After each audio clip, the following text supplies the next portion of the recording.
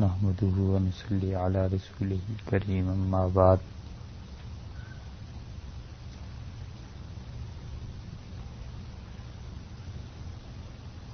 اللہ تعالی نے جو چیزیں اپنے بندوں کے لیے ضروری قرار دی ہیں ان میں ایک چیز یہ بھی ہے کہ لوگ اللہ کو یاد کریں۔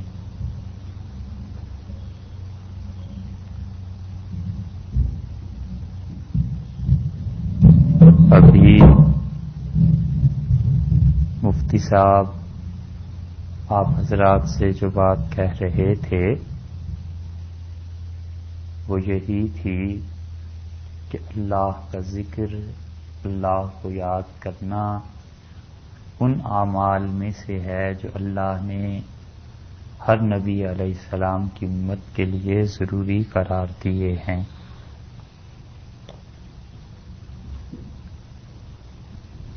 ذکر جس چیز کا نام ہے، ذکر در حقیقت کہتے ہیں یاد کو۔ انسان مختلف چیزوں کو یاد کرتا ہے، مختلف باتیں دماغ میں آتی ہیں، کبھی معذرت کرتا ہے کہ مجھے فلاں بات یاد نہیں رہی تھی، کوئی کہتا ہے کہ آپ نے فلاں وقت میں آنے کا وعدہ کیا تھا، یہ کہتا ہے مجھے یاد نہیں رہا، کبھی کہتا ہے اچھا ہوا آپ نے یاد دلایا۔ تو یہ جو یاد ہے اسی کو عربی میں ذکر کہتے ہیں۔ تو جب کوئی شخص کسی چیز سے محبت کرے گا تو ایک فطری بات ہے کہ بار بار اسے یاد کرے گا،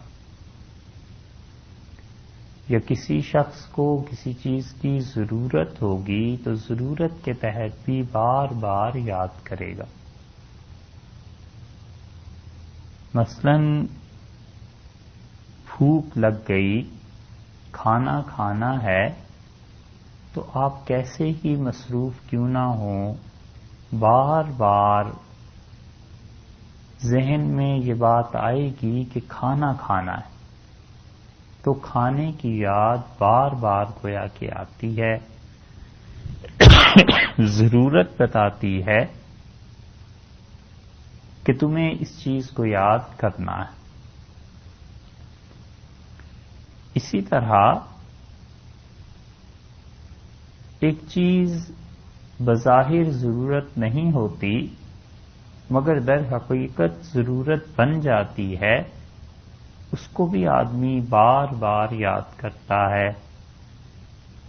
بیوی بچوں کو، اپنے گھر کو، والدین کو، الغرض جہاں بھی محبت کا رشتہ استوار ہو جائے اس کو بار بار یاد کرتا ہے، اس چیز کا خیال آتا ہے۔ بس یہ خیال اور دھیان جس چیز کی طرف لگ جائے یہی ہے یاد کا محض۔ اور مومن انسان جب اللہ کی طرف اتنا متوجہ ہو جائے اور اسے بار بار خدا کی یاد آنے لگے تو یہ اللہ کا ذکر ہے۔ اور اس ذکر کی بہت سی اقسام ہیں، بہت طریقوں پہ اللہ کو یاد کیا جاتا ہے۔ کبھی کوئی آدمی بار بار محض اللہ کا نام لیتا ہے، یہ بھی یاد کی ایک قسم ہے۔ کبھی کوئی آدمی اللہ تعالی کی کسی صفت کو یاد کرتا ہے تو یہ بھی یاد کی اللہ کے ذکر کی ایک قسم ہے۔ ایک آدمی بے روزگار ہے اور بار بار یہ کہتا ہے کہ اللہ تعالی رزق دینے والا ہے، اللہ کو جب منظور ہوگا میری جاب ہو جائے گی، تو یہ در حقیقت اللہ کے رزق دینے کی صفت کو ہی یاد کر رہا۔ اور یہ بھی اللہ ہی کی یاد ہے۔ اور کبھی آدمی فکر کے ذریعے اللہ کو یاد کرتا ہے، اور فکر کے ذریعے کبھی اس عروج پر اللہ کی یاد پہنچ جاتی ہے کہ انسان ہر طرح سے خرابیوں سے دور ہو جاتا ہے۔ فکر میں یہ بات ذہن میں رہے کہ اللہ کو جواب دینا ہے، اللہ کے ہاں جا کر اس چیز کی پوچھ ہو جائے گی اور خدا کے ہاں حساب ہوگا، اور اس وجہ سے گناہ سے باز رہتا ہے۔ یہ اللہ کی یاد اور بہت بڑی یاد ہے۔ قرآن پاک میں آیا ہے کہ لوگوں سے کہا جائے گا کہ تم نے اس وقت اللہ کو یاد نہیں کیا جب یاد کرنے کا وقت تھا، یعنی زندگی میں، تو وہ کہیں گے کہ اب بھیج دیں واپس، اور ہم جا کر یاد کریں گے اللہ کے احکامات کو۔ تو اللہ تعالیٰ نے فرمایا کہ اولم نعمرکم، ہم نے کیا تمہیں زندگی نہیں دی تھی اتنی؟ یتذکر فیہ من تذکر، جس نے ہمیں یاد رکھنا تھا وہیں سے یاد کر کے آیا ہوتا۔ اب یہ بیکار کی بحث ہے کہ اب بھیج دیں اور یاد کر لیں کمرہ امتحان میں، بلکہ نتیجے کے دن یہ کہنا کہ اب میں یاد کروں گا تو اب یہ لڑائی کے بعد والا تھپڑ ہے، اپنے منہ پہ مار لیں۔ تو اللہ کی یاد جو فکر کے ذریعے ہوتی ہے وہ بہت اعلیٰ درجے کی چیزوں میں سے۔ ایک آدمی نیکی کرتا ہے اس لیے کہ اللہ کے ہاں اجر ملے گا، سوچتا ہے کہ خدا تعالی نے یہ ضروری قرار دیا ہے، سوچتا ہے کہ اللہ کے ہاں جا کر یہ چیز کام آ جائے گی، کچھ بھی نہیں، یہی سوچتا ہے کہ آخر یہ چیز خدا کی مخلوق ہے اور اللہ کی اس مخلوق کے کچھ حقوق میرے ذمے ہیں، مجھے پورا کرنا چاہیے۔ تو یہ سب اللہ ہی کی یاد ہے۔ عمر بن عبدالعزیز رحمۃ اللہ علیہ نے ایک پودے کو پانی دیا اور انہوں نے کہا کہ اللہ نے یہ جو کہا ہے کہ تمہارے مال میں حق بنتا ہے اس کا جو سوال کرے اور اس کا جو محروم رہے تو یہ محروم ہے، سوال نہیں کر سکتا۔ مراد یہ تھی کہ اگر اسے پیاس لگی ہوئی ہے، پودے میں پانی نہیں ہے، اس کی زبان ہوتی تو زبان سے مانگتا کہ پیاس لگ گئی ہے، پانی دو۔ اب اس پودے کی کوئی زبان نہیں ہے، لیکن اس کا مرجھا جانا اس بات کی دلیل ہے کہ اسے پانی درکار ہے۔ تو یہ اللہ نے ہمارے مال میں اس کا بھی ایک حق رکھا ہے کہ ہم اپنے گھر میں آنے والے پانی میں سے کچھ پانی اسے بھی دیں۔ اب جو شخص یہ کام کرتا ہے حقیقت میں وہ اللہ کی یاد کی وجہ سے ہی کرتا ہے۔ ایک آدمی جھک جاتا ہے، تواضع اختیار کرتا ہے، اکڑ اور اپنی ہستی، اپنا وجود، اپنا روب، یہ سب چیزیں بھلا کے اپنے آپ کو مٹاتا ہے اللہ کے لیے۔ یہ فکر ہے کہ میں کسی طرح ظلم کا مرتکب نہ ہو جاؤں، کسی طرح میں اپنی نام، نمود اور نمائش کے لیے کام نہ کروں۔ یہ وہ فکر کے ذریعے خدا کی ایسی یاد ہے کہ اس یاد تک بڑی بڑی چیزیں نہیں پہنچ سکتی۔ سید احمد رفاعی رحمۃ اللہ علیہ بہت بڑے اولیاء کرام میں سے تھے اور مستقل ان کے حالات سوانح ان کی لکھی گئی، اور اللہ نے بڑا جذبہ جو انہیں دیا تھا وہ کھانا کھلانے کا تھا۔ ہر شخص کی حالت ہوتی ہے، جب اللہ کا حقیقتاً قرب کسی شخص کو نصیب ہوتا ہے تو پھر کوئی نہ کوئی چیز اس پر غالب آ جاتی ہے، وہ اللہ کو اس ذریعے سے یاد کرتا رہتا ہے۔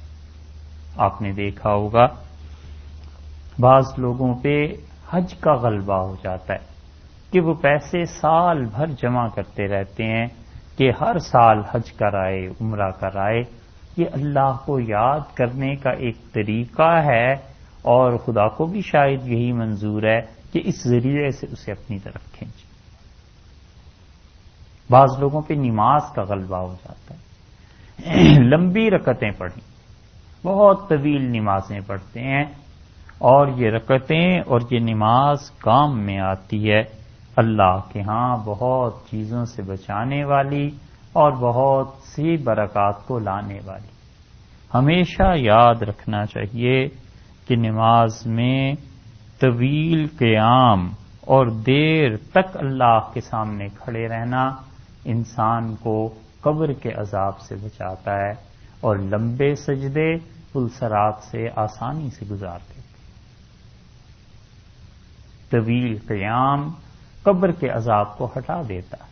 امام نووی رحمۃ اللہ علیہ نے اپنی کتاب میں المہذب میں کئی احادیث کے بعد یہ بات نقل کی ہے، یعنی کئی احادیث کا خلاصہ اسے سمجھ لیجئے۔ بڑی اہم بات یہ کہ انہوں نے کہا اس سے معلوم ہوتا ہے کہ طویل قیام جتنا کسی انسان سے ہو سکے، 2 صورتیں آتی ہیں، 4 صورتیں آتی ہیں، 10 صورتیں آتی ہیں، اور وہ ایک ایک رکعت میں اتنی صورتیں پڑھتا ہے، نفل کھڑے ہو کے پڑھتا ہے، یہ طویل قیام قبر کے عذاب سے نجات دیتا ہے۔ اور طویل سجدے، بار بار اللہ کی تسبیح بیان کرنا سجدے میں، وہ پلسرات میں گزارنے میں مدد دے گا انسان کو، کیونکہ سجدے سے زیادہ قرب کی اور اپنی ذلت کی حالت کوئی، اس سے زیادہ کیا کرے کہ پیشانی اور چہرہ جو اتنی عزت کی چیز ہے کہ رسول اللہ صلی اللہ علیہ وسلم نے منع کیا کسی بھی بچے کے منہ پر تھپڑ مارنے۔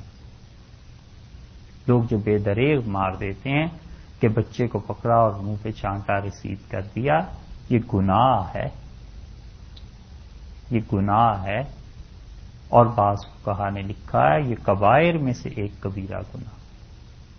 کبیرہ گناہ لوگ سمجھتے ہیں بس صرف یہی ہے کہ یہ بڑے بڑے کام، شراب اور یہ وہ، اس کے علاوہ گناہ ہی نہیں۔ بہت سے گناہ ایسے ہیں جو انسان سمجھتا ہے تصور بھی نہیں، فکر ہی نہیں ہے، اور وہ کبیرہ گناہ ہوتے چلے جاتے ہیں۔ یہ تو جس دن آنکھیں بند ہوں گی اس دن پتہ چلے گا کہ سامنے کیا پیش آئے اور کیا چیز سامنے ہے۔ گھر میں مشترکہ استعمال کی چیزیں سب لوگ استعمال کرتے ہیں، مثلا پانی کا گلاس ہے، پانی کا جگ ہے، کہیں اس کے رکھنے کی جگہ ہے، اب ایک آدمی اٹھا کر اسے دوسری جگہ پر رکھ دیتا ہے، تیسرا جو فرد آیا ہے گھر کا، دوسرا وہ پریشان ہے، تلاش کر رہا ہے کہ بھی گلاس کہاں گیا۔ یہ جو اسے اذیت پہنچی ہے نا، یہ جو اسے تکلیف پہنچی ہے، یہ کبیرہ گناہوں میں سے ایک گناہ۔ تو کبائر صرف وہی نہیں ہے، یہ بھی کبائر میں سے، اور اپنے آپ کو اتنا بڑا آدمی سمجھنا وہ بھی کبائر میں سے، یہ سب چیزیں ایسے ہی ہیں۔ تو انسان کو جو چیز نجات دیتی ہے اللہ کے ہاں وہ اپنی حفاظت ہے۔ اب بچے کے منہ پر تھپڑ مار رہا ہے، چہرہ تو اللہ نے عزت کی چیز پیدا کی، اور اپنے اس چہرے کو اس نے اللہ کے سامنے رکھ دیا اور بالکل گویا مٹی میں اپنے آپ کو ملا دیا۔ یہ وہ تواضع اور عاجزی ہے جو قیامت کے دن کام آئی۔ سید احمد رفاعی رحمۃ اللہ علیہ کی بات ہم عرض کر رہے تھے کہ وہ کہتے تھے ان پر ایک غلبہ ہو گیا، ہر ایک پہ کچھ نہ کچھ غلبہ ہو۔ بعض لوگوں پہ مسجدیں بنانے کا غلبہ ہو جاتا ہے کہ پیسے جمع کریں گے، مانگیں گے، لوگوں سے جا کے کہیں گے کہ چلو ایک مسجد ایک بن گئی، پھر دوسری مسجد بناؤ، پھر تیسری بناؤ۔ اللہ کے قرب کے کوئی تھوڑے طریقے ہیں۔ شہاب الدین سہروردی رحمۃ اللہ علیہ نے حوارث المعارف میں لکھا ہے کہ اللہ تک پہنچنے کے راستے انسان جتنے سانس زندگی میں لیتا ہے اس سے بھی زیادہ، اور حقیقت بھی یہی، اور ساری باتوں کی ایک بات ہے کہ وہ خود جس کو چاہیں، جس راستے سے چاہیں کھینچیں۔ اصل بات تو ان کی پسند کی ہے، اور اصل بات تو ان کے قبول کرنے کی ہے۔ وہ کسی چیز کو قبول کر لیں، جیسے چاہیں ویسے کر لیں، تو اللہ کا قرب حاصل کرنے کے مختلف راستے اور غلبہ ہو جاتا ہے انسان پر. ان پر غلبہ ہو گیا کھانا کھلانے کا. سینکڑوں آدمیوں کو کھانا کھلاتے تھے, بہت زیادہ لوگوں کی دعوتیں اور کھانا کھلاتے تھے. اور یہ وہ چیز ہے جو قیامت میں کام آنے والے اعمال میں سے ہے. اب یہاں کا تو پتہ نہیں, ہمارے ہاں یعنی بر صغیر میں بھی اب یہ رواج کم ہو گئے, وگرنہ پرانے وقتوں میں یہ ہوتا تھا کہ مغرب کی نماز ہوئی, مسجد میں اعلان ہوتا تھا کہ بھئی کوئی مسافر ہو, کھانا کھانے والا ہو, رات بسر کرنے والا ہو, اسے کھانا لے جا کر دیتے تھے. وہ اسی لیے کہ اللہ نے اس عمل میں اپنا قرب رکھا ہے. اللہ تعالی نے فرمایا وما ادراک ما العقبہ, اور تمہیں کیا پتا وہ جو قیامت کے دن گھاٹی کو عبور کرنا ہے, اس پہاڑی پر جو چڑھنا ہے, یعنی وہ جو حساب کا مرحلہ ہے وہ کتنا سخت ہے اور وہ کیسے عبور ہوگا. اللہ نے فرمایا فک رقبۃ, گردنیں آزاد کرنے سے. گردنیں آزاد کرنے کا مطلب یہ بھی ہے کہ غلاموں کو آزاد کرنا جو اب ختم ہو گیا, اور گردنیں آزاد کرنے کا مطلب یہ بھی ہے کہ کسی نے قرض لے لیا, اس پہ قرض کا بوجھ ہو گیا, آپ نے اس کی جگہ قرضہ ادا کر دیا. یہ ہے فک رقبۃ, کسی کی گردن آزاد کر. زکوٰۃ کے جو مصارف ہیں کہ زکوٰۃ کن کن پہ لگتی ہے, اللہ تعالی نے قرآن کریم میں اس کا ذکر فرمایا ہے. اور ایک یہ فرمایا کہ والغارمین, اور اپنی زکوٰۃ تو ان کو جو قرض کی ادائیگی میں اسے استعمال کرے. حتیٰ کہ فقہا نے لکھا ہے کہ سب سے افضل مصرف زکوٰۃ کا, سب سے زیادہ ثواب کی بات یہ ہے کہ کسی کا قرض ادا کر دیا جائے, اگرچہ اس نے وہ معصیت کے لیے, خدا کی نافرمانی کے لیے کیوں نہ لیا. ایک آدمی نے قرض کسی سے لے لیا, لے کے اڑا دیا پیسہ. اب جب قرض والے نے مانگا اپنا پیسہ واپس, تو اب ہوش آئی کہ یہ میں نے کیا ظلم کیا. پریشان تو ہے وہ, پیسے تو اس نے دینے ہی دینے, خدا کی نافرمانی میں اگرچہ خرچ کیے ہیں تو بھی اس کو قرض سے نجات دے دی جائے, قرض اس کا ختم کر دیا جائے. یہ ہے فک رقبۃ, گردنوں کا آزاد کرنا. اور اللہ نے فرمایا او اطعام فی یوم ذی مسغبہ, اور بھوک کے دن کھانا کھلانا لوگوں کو. یہ کھانا کھلانا کوئی چھوٹی سی چیز نہیں. اسی لیے رسول اللہ صلی اللہ علیہ وسلم نے فرمایا اگر کوئی شخص بکری کے جلے ہوئے کھر کی بھی دعوت دے نا, کھر سمجھتے ہیں بکری کا پاؤں, فرمایا جلے ہوئے کھر پہ بھی کوئی دعوت دے, میں اس کے گھر بھی چلا جاؤں. بہت اس کے فوائد. اللہ تعالی نے فرمایا بھوک کے دن کھانا کھلانا کسی کو, لوگوں یہ قیامت کے دن اس حساب کتاب کی دشواریوں کو حل کر دے گا. تو ان پہ بڑا غلبہ ہو گیا, کھانا کھلاتے تھے بہت زیادہ. اور اتنا لوگوں کے ساتھ تعلق, اللہ کی ساری مخلوق کے ساتھ ایسا تعلق تھا. ان کے مرید کہتے تھے اب تو لوگ بھی ایسے مشائخ ڈھونڈتے ہیں جن کی کوئی کشف ہو, کرامتیں ہوں, کوئی نام ہو, شہرہ ہو, تعویذ, یہ چیزیں ہوں. حقیقتاً اعمال کرنے والے یہ تھے وہ جو لوگ کیا کرتے تھے. ان کے سوانے میں ان کی لکھا ہے ان کے معتقدین نے کہ ہم نے ایک دن دیکھا وہ کچھ کام کر رہے تھے, سخت سردی تھی, اور بیٹھے ہوئے کچھ لکھ رہے تھے. تو ان کی جو عبا تھی, جو اوپر انہوں نے لباس پہنا ہوا تھا, اس پر آ کر ایک بلی سو گئی. گرم کمرہ تھا, باہر بارش ہو رہی تھی. تو ظہر کی نماز کے لیے انہوں نے اٹھنا تھا, نماز پڑھنی تھی بلکہ پڑھانی تھی. تو انہوں نے چپکے سے کینچی لے کے اپنی قبا کو کاٹ دیا اور اٹھے, وضو کر کے نماز پڑھائی اور واپس آ گئے. بلی سو رہی تھی. کسی نے کہا حضرت اتنا قیمتی کپڑا, تو کہنے لگے اس کی سلائی ہو سکتی ہے پھر, لیکن بلی اگر اٹھ جاتی تو پتہ نہیں کتنی تکلیف ہوتی, اس کی نیند کا کیا ہوتا. یہ کیوں ہے؟ اس لیے کہ وہ سمجھتے تھے یہ سب اللہ کا کنبہ ہے, یہ سب اللہ کا کنبہ ہے. یہ مسئلہ اپنی طرف سے نہیں بیان کرتے, خدا کی پناہ ہے. فقہا نے کتابوں میں لکھا ہے کہ کافر کو اگر آپ سمجھتے ہیں, آپ کو پتہ ہے کہ اسے کافر میں کہوں گا تو اسے تکلیف پہنچے گی, وہ کہتے ہیں اسے مت کافر کو, جب تک کہ ضرورت پیش نہ آئے. کیا ضرورت ہے اگلے کو یہ جتلانے کی کافر کو کافر کہنے کی ممانعت نہیں ہے، مگر بات یہ ہے کہ اگر آپ نے اسے کچھ سمجھانا ہے، کوئی بات بتانی ہے، تو یہ کیوں ضروری ہے کہ آپ سب سے پہلے فتویٰ یہ دیں کہ جناب تم تو کافر ہو، گمراہ ہو، اب میری بات سن؟ اسے پہلے اپنا مخالف بنا لیا اچھی طرح، پھر اس کے بعد کہا اب آؤ تمہیں دین کی دعوت بھی دیں۔ یہ طریقہ نہیں ہے، اس لیے کہ وہ کچھ بھی ہے، کافر ہی ہے نا۔ اللہ نے کہا قیامت میں ہم لوگوں سے کہیں گے جنہوں نے گمراہ کیا تھا، اضللتم عبادی ہؤلاء، میرے ان بندوں کو تم لوگوں نے گمراہ کر دیا تھا۔ جو کافروں کے سردار ہیں، بڑے بڑے لوگ ہیں، ان سے کہا جائے گا کہ میرے ان بندوں کو، یعنی چھوٹے درجے کے جو کافر، انہیں تم نے گمراہ کر دیا تھا۔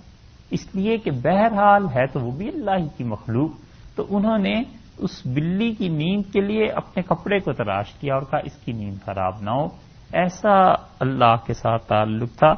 وہ خود فرماتے تھے کہ ایک دن میں جا رہا تھا، کچا راستہ تھا، ایک پگڈنڈی تھی، گاؤں میں ہوتی ہے زمینیں الگ الگ کرنے کے لیے، تو میں اس پہ جا رہا تھا اور سامنے پہ اسی راستے پہ ایک کتا آ رہا تھا۔ تو کہتے تھے مجھے ایسے لگا جیسے یہ کتا، اب کتا سامنے جب آ گیا تو بھی رک گیا، میں بھی رک گیا، تو مجھے ایسے لگا جیسے یہ مجھ سے کچھ بات کر رہا ہے۔ تو میں نے گویا اپنے خیال میں اس سے کہا کہ تم ہٹ جاؤ، راستہ دے دو اور میں نکل جاؤں۔ تو اس نے مجھے جواب میں یہ دیا، اس نے کہا کہ اتنے اللہ کے نیک بندے بنتے ہو اور اب قربانی کا موقع ہے، راستہ چھوڑنا ہے نا، تم چھوڑ دو میں گزر جاؤں۔ تو کہتے تھے میں نے اس کتے سے کہا کہ اگر میں نیچے اتر گیا تو کپڑے خراب ہو جائیں گے، کیچڑ لگ جائے گا، پھر نماز کیسے ہوگی، پھر جا کے دھوؤں گا، دیر ہو جائے گی، جو عذر تھے بیان کیے۔ تو اس نے کہا اور تمہیں پتا ہے میں نیچے اتر گیا تو پھر کیا ہوگا؟ میں نے کہا کیا ہوگا؟ تو اس نے کہا کپڑے تو پھر دھل جائیں گے تمہارے، کیچڑ لگ جائے گا، گھر جا کے دھو لینا، نماز پڑھ لینا، اور اگر میں نیچے اتر گیا تو تمہارا نفس اندر سے گندا ہو جائے گا، اور وہ ایسا گندا ہو جائے گا کہ اس کا دھونا پھر ممکن نہیں ہے، تم اپنے آپ کو بڑا سمجھنے لگ جاؤ۔ کپڑے دھل سکتے ہیں، دل دھلنا دل کا اس جذبے سے کہ میں بڑا آدمی ہوں مشکل ہے۔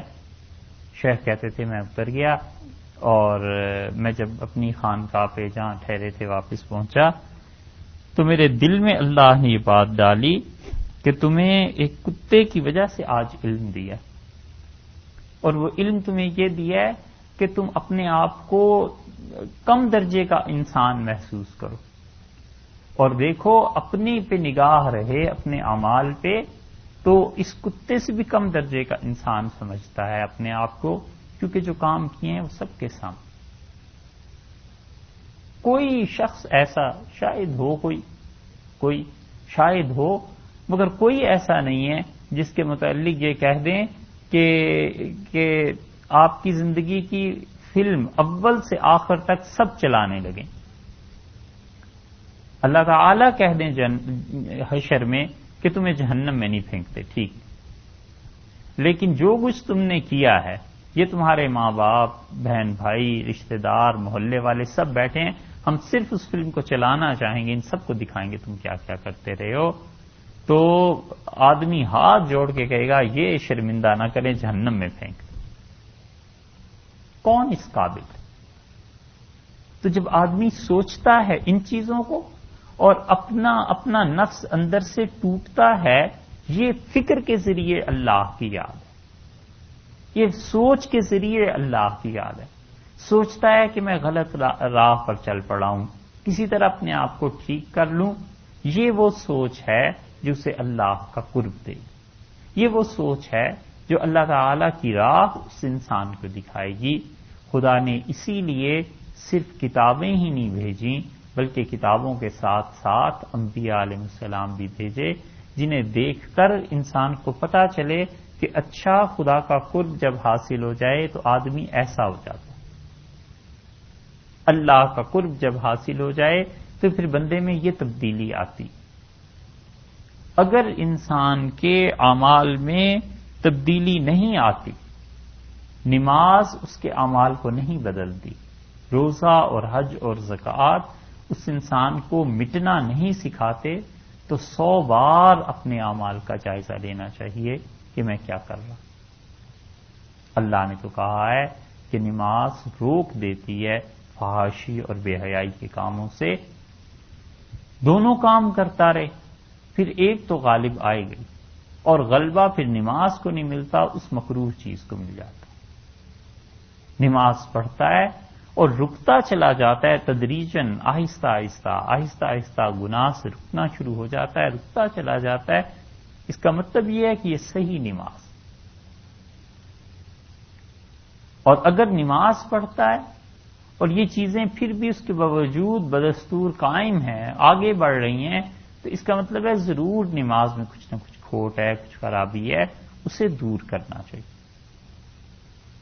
نبی کریم صلی اللہ علیہ وسلم نے کسی کے متعلق یہ فرمایا تھا کہ اس کی نماز خود ہی سے برائیوں سے روک دے گی. یعنی جب یہ آدمی نماز کا صحیح طرح پابند ہو جائے گا اور اللہ کے لیے پڑھنے لگے گا تو نماز اس کو باندھ دے گی. اسی طرح روزہ ہے، اسی طرح دیگر اعمال. یہ حجر اسود ہے، اتنی لڑائی ہوتی ہے بیت اللہ میں بھی، اور کیا کیا ہوتا ہے کہ کسی طرح بوسہ لے لیں. آپ کو معلوم ہے حجر اسود کو بوسہ لینے کے بعد کیا ہوتا ہے؟ 2 موقع ایسے ہیں کہ کوئی آدمی اپنے آپ کو نہیں چھپا سکتا. ساری زندگی جو مرضی کرتا رہے ہو، جتنے بھی لبادے کس کے اوڑھ لے، مگر 2 مواقع ایسے ہیں کوئی چیز نہیں اسے چھپا سکتی، وہ خود ظاہر ہو جاتا ہے. ایک موت کا وقت ایسا آ جاتا ہے کہ جو کچھ اندر ہوتا ہے وہ ظاہر ہو کے ہی رہتا.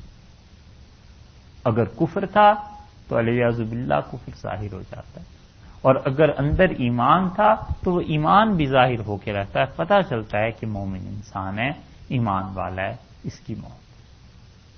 اور دوسرا، حجر اسود کو بوسہ دینے کے بعد کوئی آدمی اپنے آپ کو نہیں چھپا سکتا.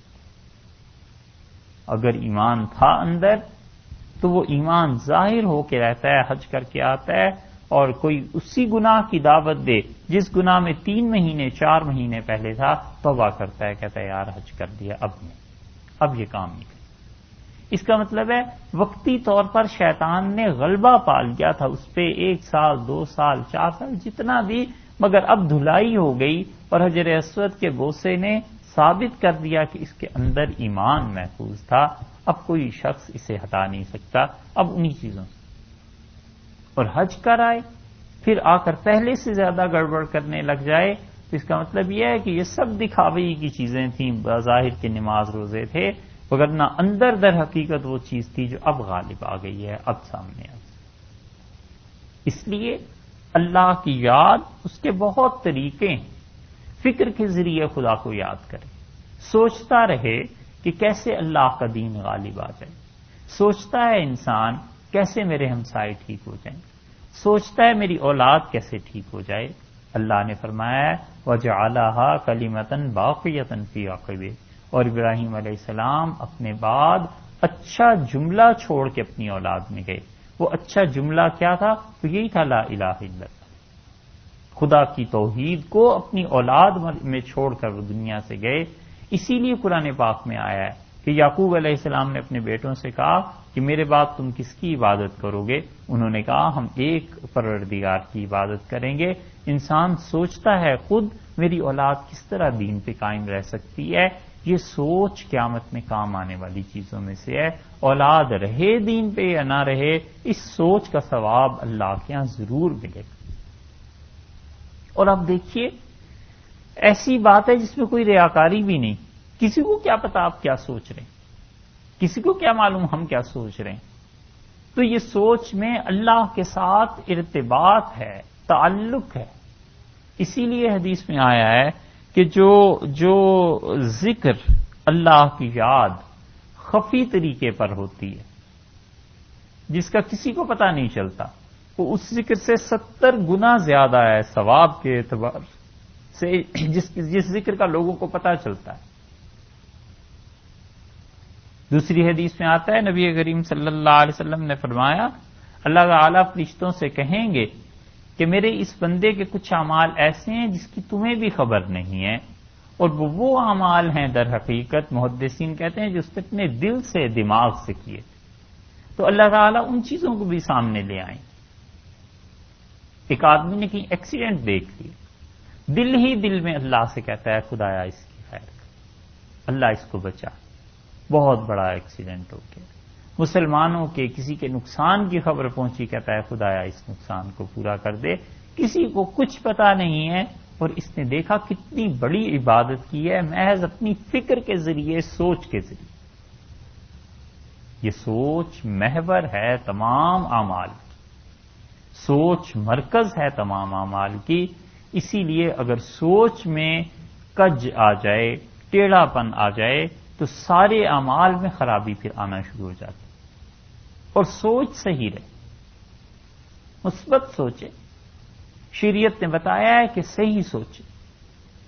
حدیث میں آتا ہے مسلم میں، بخاری میں، کہ جناب رسول اللہ صلی اللہ علیہ وسلم اعتکاف میں تھے رمضان میں، اور آپ کی اہلیہ آپ سے ملنے آئیں اور آپ نے چھوڑنے گئے دروازے تک، اور حضرت ابو سعید رضی اللہ عنہ کہتے تھے کہ میں اندر داخل ہوا، یا حضرت اسید رضی اللہ عنہ تھے وہ کہتے ہیں میں اندر داخل ہوا، میں اپنے خیمے میں چلا گیا. وہ بھی اعتکاف میں تھے، کسی ضرورت سے باہر گئے.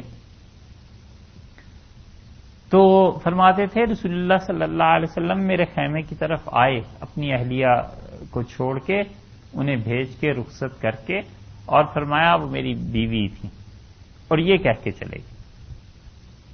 میں اس پہ حیران ہوا کہ مجھے کیوں بتایا، اور میں حاضر ہوا اور میں نے کہا اللہ کے رسول آپ نے مجھ سے فرمایا میری اہلیہ تھی، اس کی کیا وجہ؟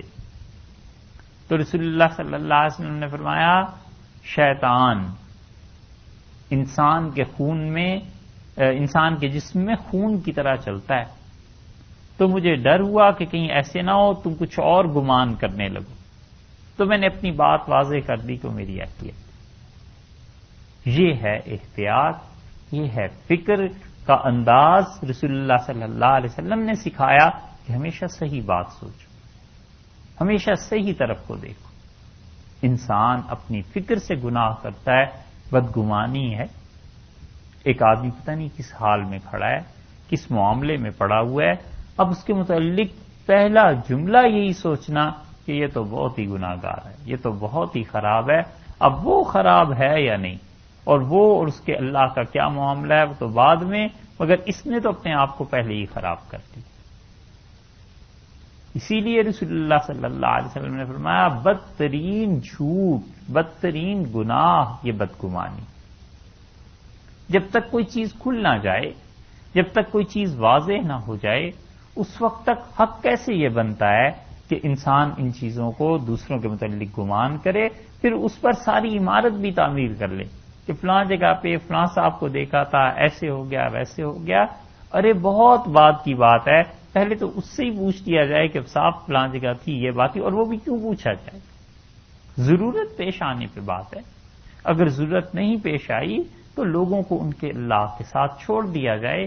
آخر وجہ کیا ہے کہ ہر آدمی کا احتساب، ہر آدمی پہ پوچھ، ایسے نہیں. رشتہ اور تعلق کی نوعیت طے کرتی ہے کہ پوچھنا ہے یا نہیں پوچھنا. باپ اولاد کو پوچھتا ہے، استاد شاگردوں کو پوچھتا ہے، شیخ کا حق بنتا ہے کہ اپنے متعلقین سے پوچھے، یا کسی نے کسی کے ساتھ تعلق ہی ایسا اصلاح کا قائم رکھا ہے پھر تو پوچھنے کی کوئی تک بنتی ہے. وگرنہ خام خواہ کسی کے معاملے میں دخل دینا اور بدگمانی یہ اتنا بڑا گناہ ہے کہ یہ فکر کے ذریعے ہے اور قیامت میں اللہ کے یہاں پوچھ ہو جائے گی. تو فکر کے ذریعے اللہ کی یاد ان اعمال میں سے ہے جو اعمال بغیر ریاکاری کے بندے کو اللہ تک پہنچا دیتے ہیں. اس لیے اپنی فکر اور سوچ کو بھی صحیح رکھنے کی ضرورت ہے. اللہ تعالیٰ آپ کو ہمیں عمل کی توفیق.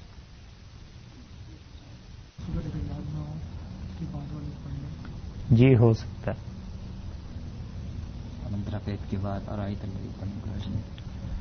جی ہاں، بعض رات میں اسے مکروہ تنزیہی لکھا ہے، لیکن یہ کہ اگر کسی انسان کو ترتیب میں اسی طرح قرآن پاک یعنی یاد میں اسی طرح اور درمیان میں کوئی چیز رہ جائے کوئی حرج نہیں. یاد نہ ہو، یاد ہو تو پھر چھوڑنا مناسب نہیں. ہاں یاد ہو تو پھر تو ترتیب رکھنی چاہیے. آج نماز کے اندر سورہ فاتحہ کے بعد 2 سورتیں یا 3 سورتیں پڑھ سکتے ہیں کتنی فرض نماز میں جی پڑھ سکتے.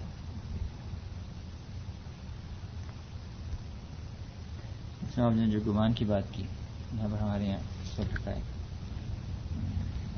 اور وجوہات ہوتی ہیں. بہت دفعہ ایسا ہوتا ہے کہ موضوع میں مسافر ان کے نزدیک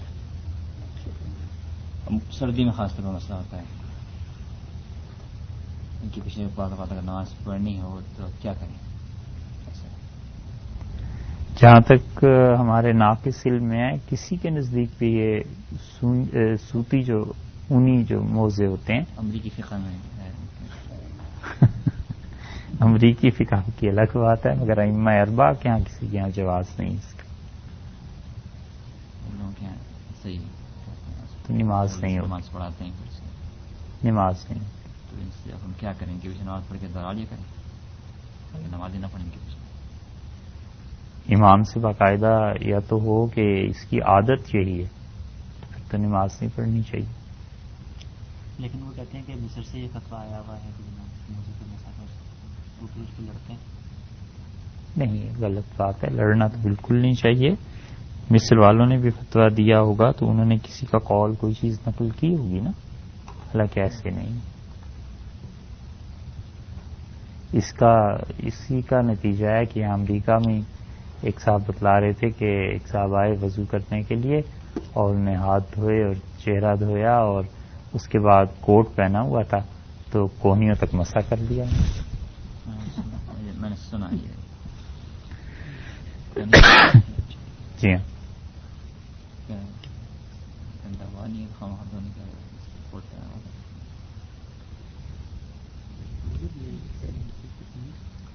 بعض لوگوں کو جیسے کسی جسم کے حصے میں جیسے ہاتھ میں بازو میں کونی کا حصہ ہے یا پیر کا اس میں درد ہوتا ہے تو یا سردی یا پانی جیسے مزید نقصان تو یا تو وہ مکمل تیمم کریں یا پانی سے آدھا اگر چہرہ اور ہاتھ دھو سکتے ہیں. پیر پہ پانی لگانے سے انہیں تکلیف ہے پیر کا تیمم کر سکتے ہیں. یہ کیا طریقہ ہونا چاہیے؟ جی پاؤں کا مسا کر لے, مسا کر لے. اگر پانی سے جس عضو میں تکلیف ہو بس اس کا استثناء ہے کہ وہاں مسا کر لے. ابھی 2 پہلے میں نماز پڑھی تھی ظہر کی, میں مسافر تھا. امام صاحب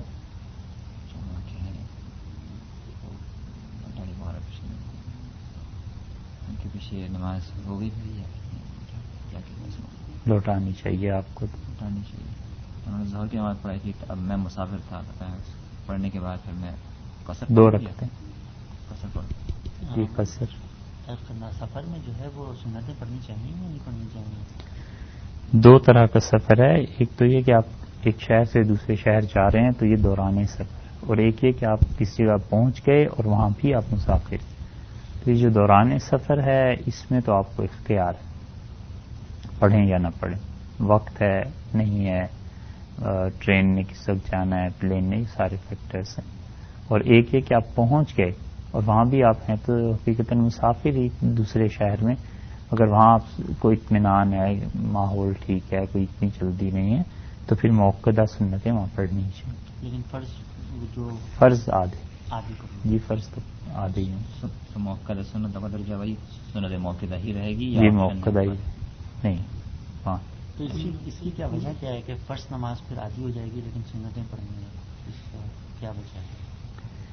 اس کی بہت سی وجوہ لکھی ہیں اور ان میں سے ایک یہ بھی لکھا ہے کہ در حقیقت نماز تو 2 رکعتیں تھیں سوائے مغرب کے. سفر کی نماز بلکہ ابتدا میں جو نماز تھی وہ 2 ہی رکعتیں فرض کی گئی تھی, ظہر میں, عصر میں, عشاء میں, فجر میں. اب اس کے بعد دوسرا حکم جو آیا تو پھر وہ 4 رکعتیں کر دی گئیں.